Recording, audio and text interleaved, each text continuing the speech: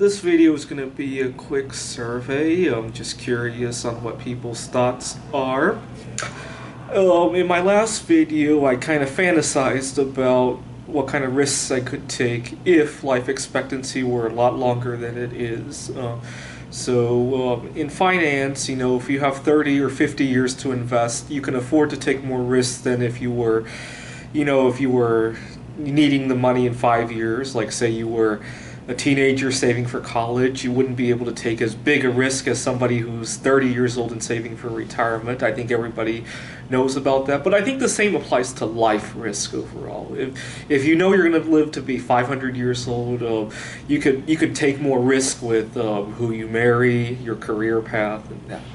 Okay, so my question is, say tomorrow we find the cure for a lot of old age diseases. Let's say we find the cure for all sorts of cancers, for heart disease, for type 2 diabetes, and anything else that could affect old age. And all of a sudden, life expectancy soared to 200, 300, even 1,000. What would you do differently? So I want a few answers. First, I want to know your age, so I know whether it's because you're thinking short-term or long-term. And I want to know what you will do differently in the next today, in the next year, 10 years from now, in terms of planning for family issues.